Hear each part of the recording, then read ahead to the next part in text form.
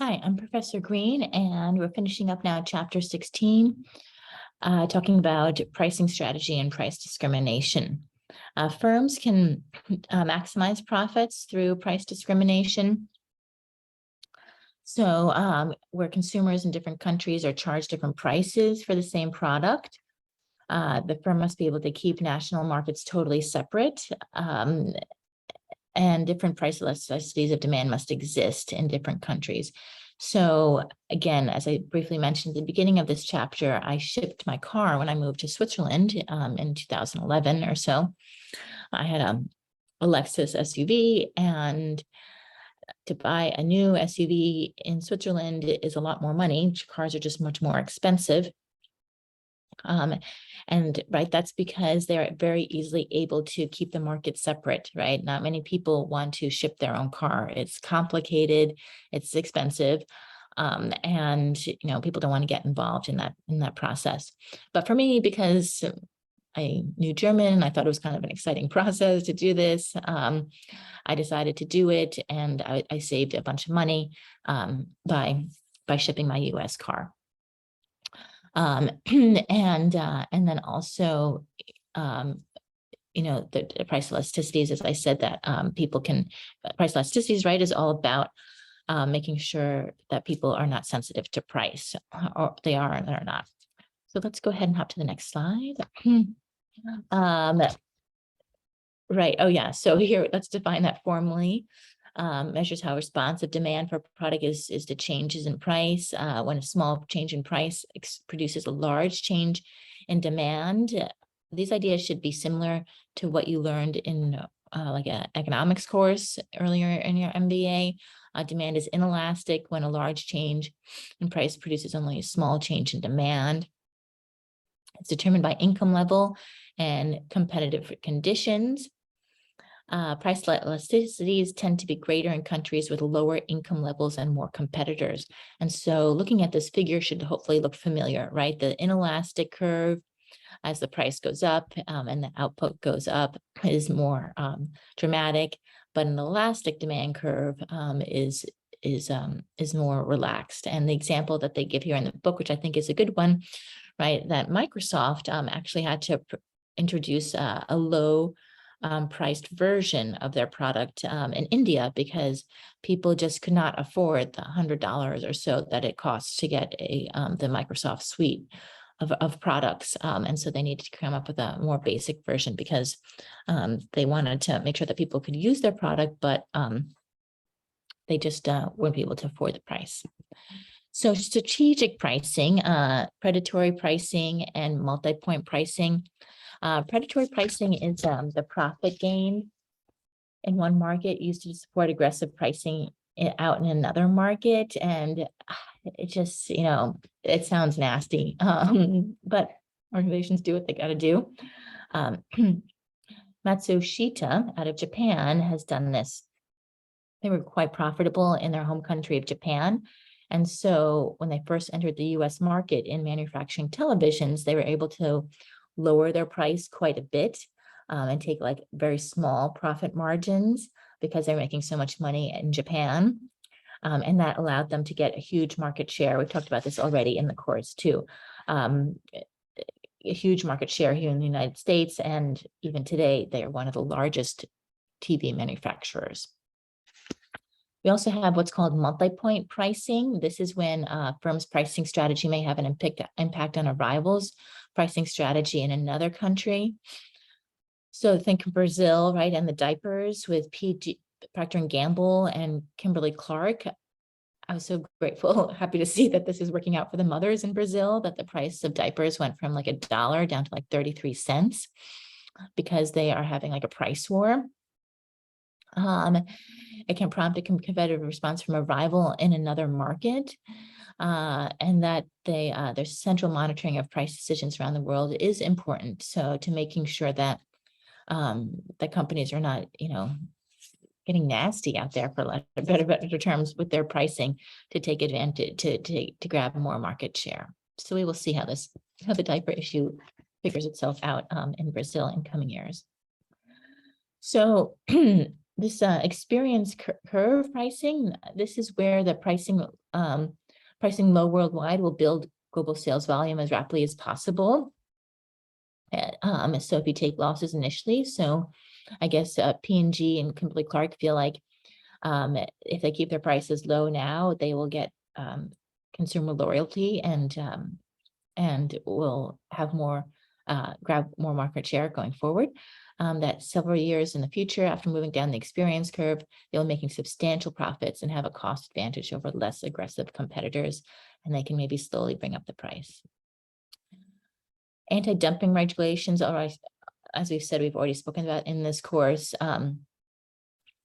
These rules set a floor under export prices and the limit firms' ability to pursue strategic pricing. So again, we've seen this a lot with China and different things where they have all this excess product, they don't know what to do with it, and so they just will sell it for really cheap prices abroad, and that will really hurt their competitors in that other country. And a competition policy. So we see this a lot, especially in the EU. They're very sensitive to making sure that monopolies are not created when organizations either merge or just take advantage of their copyright or trademarks. So most developed nations have regulations promoting competition and restricting monopoly practices, and regulations limit the prices a firm can charge. We saw this with the Swiss pharmaceutical company Hoffmann-La Roche, that they were saying that they were unnecessarily elevating the price of Valium tranquilizers, and they needed to be regulated by the Swiss and EU regulators.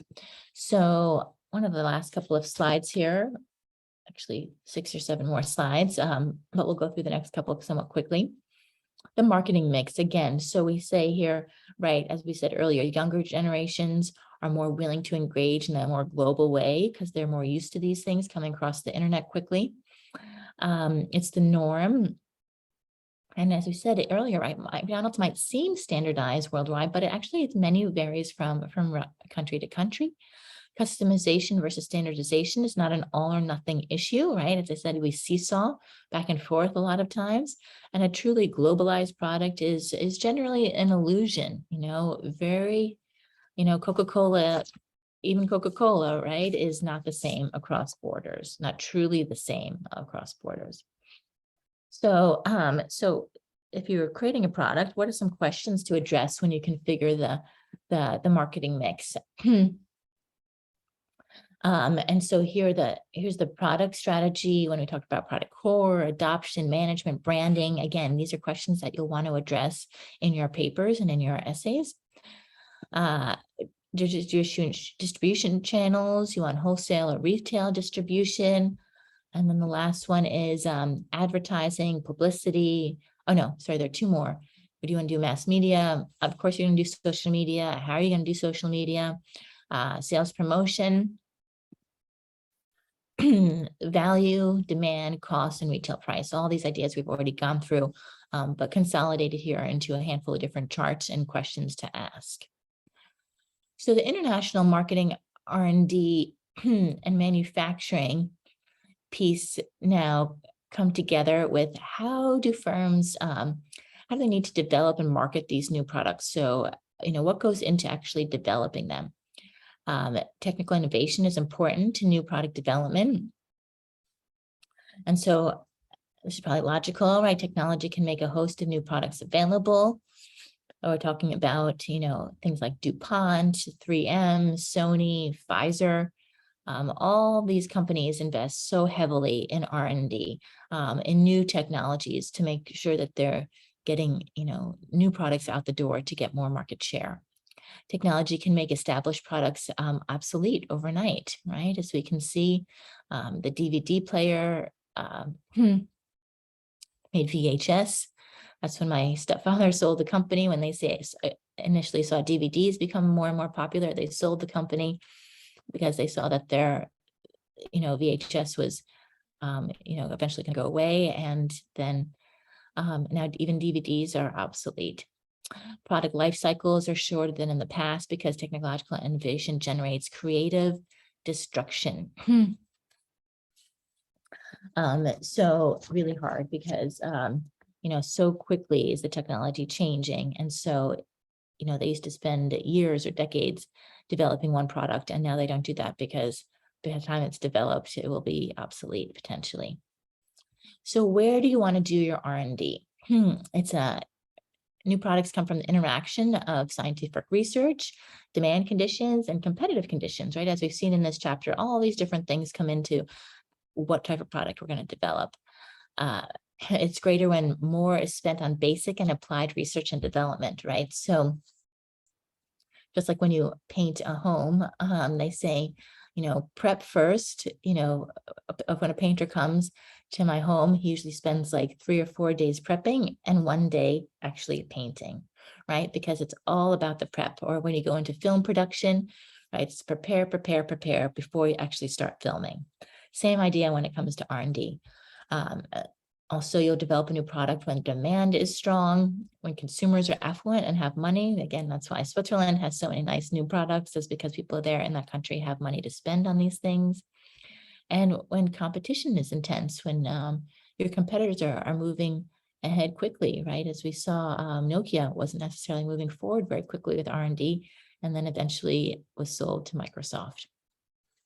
And, you know, the market share just took over with the iPhone and Samsung. So now the US is no longer always considered the lead market. We used to have almost all the R&D here, but now we do a lot of R&D in Japan, China, and even Europe.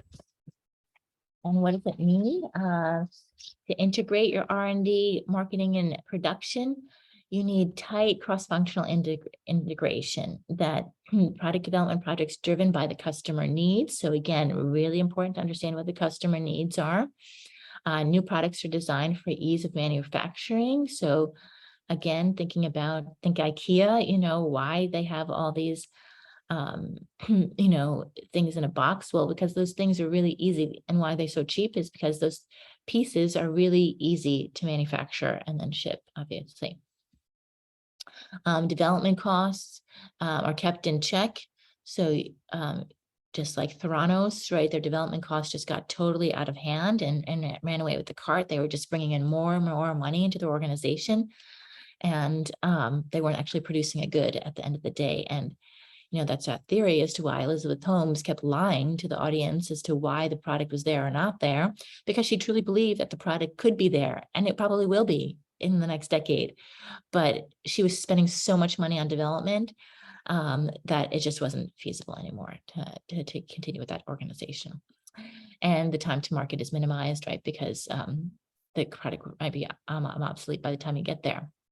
Interesting fact, as a project manager, I always knew, right, only a small portion of projects actually are successful. Same thing when it comes to R&D, only 12% of projects actually reach profit, right? So again, really important that you do your research ahead of time and make it a lean process for your product development.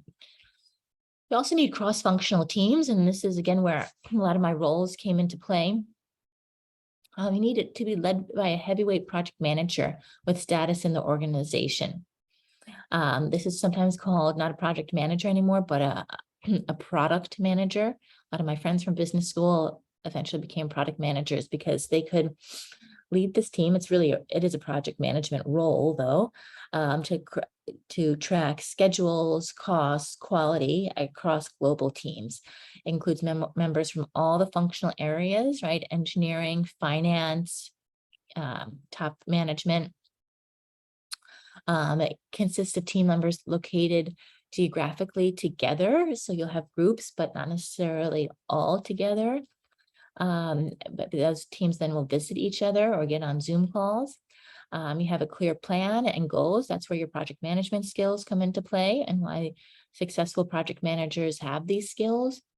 And then develop its own processes for communication and conflict resolution. So, right, so really important that they meet on a regular basis on Zoom, maybe meet in person a couple times a year, and if there's an issue, that they know how to resolve that conflict. An example is a quantum. They develop hard drives here in California, but they have a development team in Japan, and they have regular Zoom calls, as I said, and then those Japan teams come to the US a couple times a year to visit. When I was in this role, I was usually in-house for large banks, and I set up one of my projects was to set up for Credit Suisse.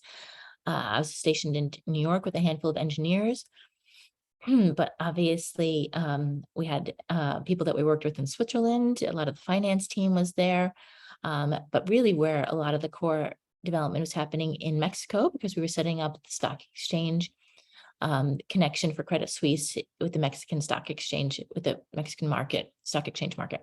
So we had engineers there, we had traders there, etc. And so this was a cross-functional team to develop the software that then communicated with the stock exchange in Mexico, as well as with the trading desk in New York and in Switzerland for Credit Suisse.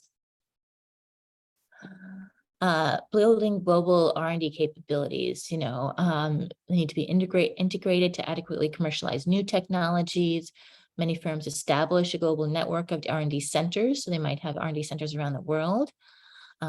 Technologies are then applied to local R&D groups in regional or country units. Here's an illustration of HP, a thin, flexible electronic display, etched resistors, and uses self-aligned imprint lithography technology.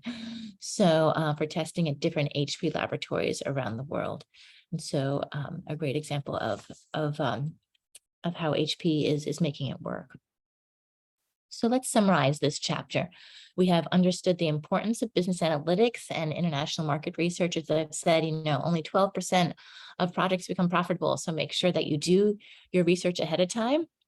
Explain why it might make sense to vary the attributes of a product from country to country, right? Even Coca-Cola has the recipe slightly different country to country. Recognized why and how a firm's distribution channel might vary among countries. Long channels versus short channels, India and China versus America or France. Identify why and how advertising and promotional strategies might vary. Again, Benetton, breastfeeding moms, not a good idea on a billboard in the United States.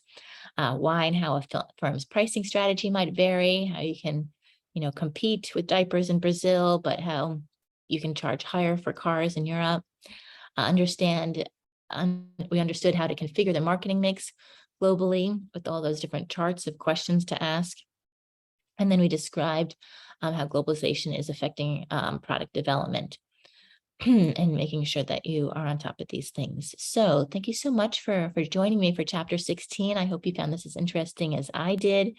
Thank you. I'm here back in Los Angeles, jet lagged after my short trip for the weekend to the Czech Republic.